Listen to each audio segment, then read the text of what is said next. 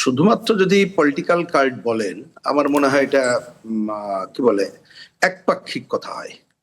কারণ এটা প্রথম কথা মনে রাখা দরকার যে ভারতের সাথে আগের সরকারের যে সম্পর্ক ছিল এবং বিশেষ করে শেখ হাসিনা এবং তার পরিবারের সাথে যে সম্পর্ক ছিল, সেই সম্পর্কটাকেও তারা হিসাবের মধ্যে রেখেছে এবং রাজনৈতিক বিষয়টাও হিসাবের মধ্যে রেখেছে।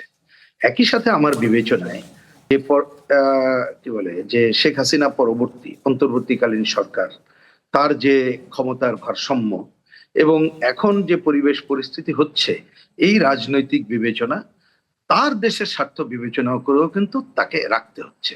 এটা একটা দেশের জন্যই হয়তো যার যার স্বার্থ সংরক্ষণ বললে তারা স্বাভাবিক মনে করতে পারে। সুতরাং আমি এটা সামগ্রিকভাবে এটা বিবেচনা করার পক্ষে। সুতরাং খালি যদি ট্রাম্প কার্ডের কথা বলি তাহলে আমার মনে হয় এটা যথাযথ হয় না। এটা হচ্ছে আমার এ বিষয়ে প্রথম বক্তব্য। দ্বিতীয় বক্তব্য হচ্ছে, আমি আলোচনা শুনলাম দুজন আলোচকের। আমার বিবেচনায় ওনারা অনেক বিষয় খুবই যথাযথভাবেই বলেছেন।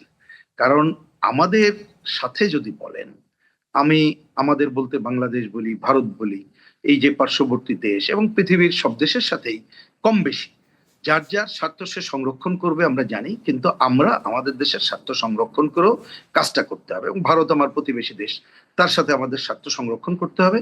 কিন্তু মনে রাখতে হবে, অতীতে তাদের যে এক্ষেত্রে আধিপত্যবাদী পজিশন, তাদের যে দাতাসুলভ আচরণ, তাদের সাথে যে অমীমাংসিত বিষয়গুলো রয়েছে, সেটা বাদ দিয়ে কিন্তু এই কাজগুলো হবে না। সুতরাং সেই জায়গায় আমাদের একটা স্ট্রং পজিশন থাকা দরকার, অতীতে যেটা অনেক সময় ছিল না। এইবার আমার বিবেচনা এখনো পর্যন্ত যে পদ্ধতিতে আগানো হচ্ছে সেটা পজিটিভ। একই সাথে আজকে আমরা যে এই তথ্য উপদেষ্টার যে বক্তব্য শুনলাম, সেটাও আমি মনে করি যে আমাদের দিক থেকে যে সম্পর্ক উন্নয়নের জন্য আমাদের দিক থেকে অন্তত পক্ষে যে খুবই ইতিবাচক পদক্ষেপ। কিন্তু মূল বিষয়টা নির্ভর করতেছেই যদি বলেন এখন ভারতের উপর, তারা কি করবে, দৃশ্যমান কি করবে। এটা শুধু মুখে বললে হবে না। কারণ আমরা জানি যে এইবার যাকে হাই কমিশন হিসেবে নিয়োগ দেওয়া হয়েছে, তিনি শুধুমাত্র কূটনীতিক না, একজন রাজনীতিক।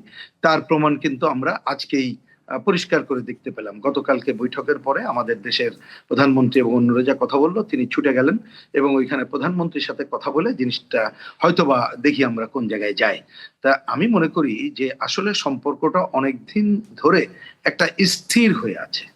স্থির হয়ে থাকাটা তো কারোর জন্য ভালো না। সুতরাং এইটা ওই যে বরফ গলার কথা যদি বলেন, একদিনে সব হয়ে যাবে আমি তা মনে করি না। সেটা আমাদের বিবেচনা রাখা দরকার।